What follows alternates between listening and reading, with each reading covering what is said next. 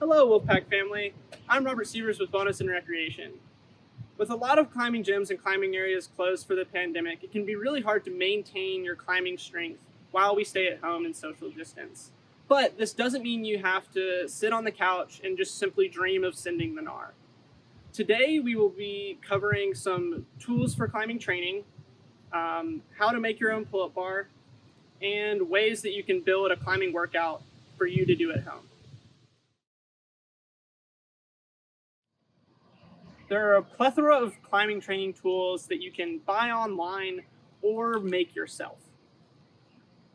One of these is a hangboard. This is a portable version that's made of wood, and these are designed to kind of give you a variety of grips and sizes to help develop your finger strength and train for different grips that you would find outside.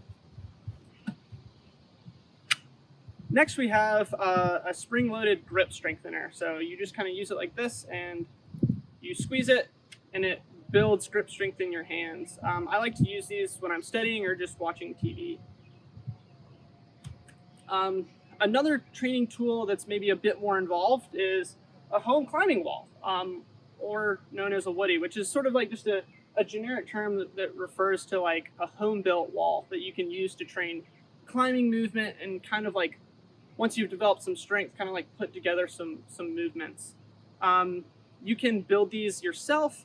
There's lots of training or guides and plans online that you can kind of refer to and kind of figure out what to make. You can either use manufactured holds, which can be a bit more expensive, or you can simply just make stuff out of scrap wood that we have here that works just as well. Lastly, we have the simple, humble, and effective pull-up bar. So this is probably the simplest and easiest training tool for climbing, and it's actually really easy to make. So today we're kind of gonna go through how to make one of these. So one of the training tools we just discussed was a pull-up bar. This is one that I made this morning in about 30 minutes. They're really straightforward, and it's a good tool to help build your upper body strength. All I did was cut this piece of PVC. You could use a large wooden dowel, an old axe handle, or some metal piping. Those are all good options, and you can kind of like use what you have. No reason to go out and buy more things than you need. So once I kind of got my material for the bar section, I cut it to length. I wanted about shoulder width, like so. And then I drilled 2 holes in about an inch from the end on each side, big enough for me to get this paracord through. You don't necessarily have to use paracord. This is what I had on hand. You could use like old climbing rope, or like a hammock strap if you have those laying around. So I threaded this through, and then I can sort of loop this tail end through. And that sort of secures that to the bar. And now that I have both of these, I've got 2 lengths of cord that I can use to set this up kind of wherever I want. So one option would be to find a low-hanging tree, or if you have like a porch or a deck, finding a spot under there that you can get this cord kind of over and around. There are definitely like other ways that you could mount this kind of more rigidly to something, but I like using cord because it kind of lets you move things around and gives you a chance to practice your climbing knots and get creative. Okay, now that we have our pull-up bar set up, we can start to sort of piece together a climbing workout to keep ourselves in peak climbing condition. It's important to remember that climbing isn't all your arms. It's just as much, if not more, your core and your legs that help you climb well. So with that in mind, we don't really want to sit here and just like crank out pull-ups for hours on end. We can sort of mix up our workouts to keep things interesting and not just doing the same thing for the entire workout.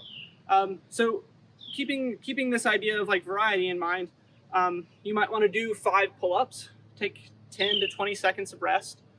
If you can't do a pull-up, it's just as easy to hang.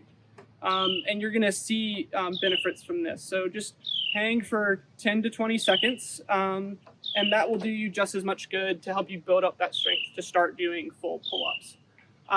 If you can do pull-ups, try to pick a number that's maybe like 50 to 60% of your maximum, just so that you're not like gassing yourself in the middle of your workout, and then you can't do the rest of it kind of effectively. So you might want to pick, let's say if you can do 10 pull-ups, we'll just do 5. So do 5 pull-ups, 10 to 20 seconds off, then do 20 or 30 crunches, 5 push-ups, 10 push-ups, and start to piece together a workout with that rest in between each activity. And then if you can get a chunk that takes about 5 minutes, you can do 3 sets of that, get yourself like a nice quick and easy 15-minute workout, and you'll be good to go. Once you kind of have this workout assembled, you want to start doing it consistently. So if you're going to see, if you want to see progress and actual improvement, you need to be doing these every 2 days, every 3 days, so you get that repetition and that consistency. And try to develop a routine for yourself. Figure out a time of the day that you're not doing anything, and you can crank out a quick workout. And it'll keep you strong, and when our climbing areas open back up, you'll be ready to head out and get after it. All right, stay safe and go pack.